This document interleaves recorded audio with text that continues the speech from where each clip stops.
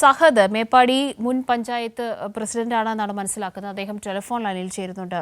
ശ്രീ സഹദ്, ഇന്നലെ ഈ ഒരു സമയം പകച്ചു നിൽക്കുന്ന വയനാടായിരുന്നു. ഇന്ന് രക്ഷാകരങ്ങൾ ഇങ്ങനെ ഒഴുകിയെത്തുന്ന വയനാടാണ്. തീർച്ചയായും നഷ്ടപ്പെട്ടവരുടെ കണക്ക് എന്ന് പറയുന്നത് അത്രമേൽ ഭീകരമാണെങ്കിൽ പോലും കാണാതായവർക്ക് വേണ്ടി ഇപ്പോൾ നടക്കുന്ന തെരച്ചിലിലാണ് എല്ലാ പ്രതീക്ഷയും. ഊർജിതമായ രക്ഷാപ്രവർത്തനം ഇപ്പോൾ അവിടെ നടക്കുന്നില്ലേ?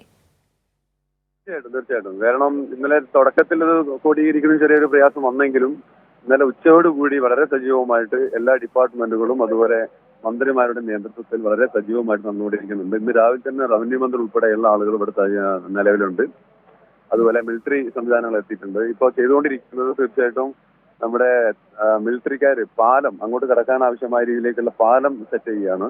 ആ പാലം സെറ്റ് കഴിഞ്ഞാൽ നമുക്ക് അങ്ങോട്ട് JCB, ഇറ്റാച്ചി ഉൾപ്പെടെയുള്ള ഉപകരണങ്ങൾ കൊണ്ടുപോയിട്ട് മേൽഭാഗത്ത് പിന്നെ അടഞ്ഞടക്കുന്ന ഭാഗങ്ങളെല്ലാം മാന്തി ബോഡികളൊക്കെ എടുക്കാൻ വേണ്ടി സാധിക്കും.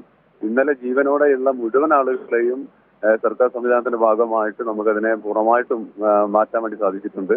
ഇന്ന് അതുപോലെ മരിച്ചു എന്ന് നമ്മൾ കണക്കാക്കപ്പെടുന്ന ആളുകളെ പല സ്ഥലങ്ങളിലായിട്ട് കുടുങ്ങി കിടക്കുന്നുണ്ട്. അവരെ ബോഡിയും കൂടെ ഒന്ന് എടുക്കാൻ വേണ്ടി സാധിക്കുമെന്നാണ് പ്രതീക്ഷിക്കുന്നത്.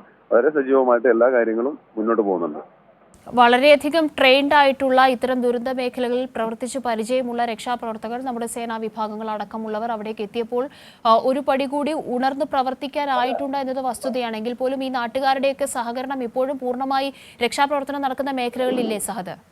തീർച്ചയായിട്ടും എല്ലാ ഡിപ്പാർട്ട്മെന്റുകളും ഉണ്ട്. എല്ലാ ഡിപ്പാർട്ട്മെന്റ് NDRF ഉണ്ട്, പോലീസ് ഉണ്ട്, റവന്യൂ ഉണ്ട്, സൈന്യമുണ്ട്, അതുപോലെ സന്നദ്ധ സംഘടനകൾ, ഇതര രാഷ്ട്രീയ പ്രസ്ഥാനത്തിന്റെ ആളുകൾ, ജനങ്ങൾ ഒന്നടങ്കം തന്നെ ഇങ്ങോട്ട് സജീവമായിട്ടുണ്ട്. പക്ഷെ ഇവിടെ ചെറിയൊരു ക്രമീകരണം നടത്തിയിട്ടുള്ളത് തീർച്ചയായിട്ടും ഇങ്ങോട്ട് വാഹനങ്ങൾ മറ്റു പൊതുജനങ്ങളെ ഇങ്ങോട്ട് കടത്തിവിടാതിരിക്കാൻ വേണ്ടിയിട്ടുള്ള തടയുന്നുണ്ട്. കാരണം രക്ഷാപ്രവർത്തനം അത് പൂർണ്ണമായിട്ട് ബാധിക്കും. കാരണം ചെയ്യാൻ അതിന്റെ ഒരു ക്രമീകരണം മാത്രമാണ് മേപ്പാടി ടൗണിലും അതുപോലെ 5 റോഡ് എന്ന് പറയുന്ന പ്രദേശം കൂടിയായിട്ട് പോലീസിന്റെ ഒരു നിയന്ത്രണമുള്ളത്.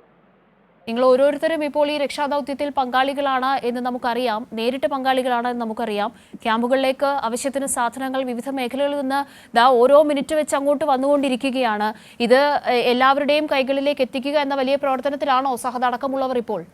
തീർച്ചയായിട്ടും. എന്താണ് പഞ്ചായത്തുമായി ബന്ധപ്പെട്ട് നമ്മൾ കമ്മ്യൂണിറ്റി ഹാളിനകത്ത് ക്രമീകരിച്ചിട്ടുണ്ട്. അതുപോലെ പോസ്റ്റ്മോർട്ടം ചെയ്യാൻ ആവശ്യമായ പഞ്ചായത്തിന്റെ ഒരു ഹാള് പൂർണ്ണമായിട്ടും പോലീസും ഡോക്ടർമാരും ഹെൽത്ത് ഉദ്യോഗസ്ഥന്മാരും ഉൾപ്പെടെയുള്ള ആളുകൾ പിന്നെ അവിടെ സജ്ജീകരിച്ചിട്ടുണ്ട്. അവർക്ക് താമസിക്കാൻ ആവശ്യമായിട്ടുള്ള സ്കൂളുകൾ, ക്യാമ്പുകൾ 4 school, Mount Tabor LP school, അതുപോലെ higher secondary school, Saint Joseph ഉൾപ്പെടെയുള്ള സ്കൂളുകളിനകത്ത് പൂർണ്ണമായിട്ടും ആളുകളെ ഇന്നലെ തന്നെ നമ്മൾ അങ്ങോട്ട് ഷിഫ്റ്റ് ചെയ്തിരുന്നു.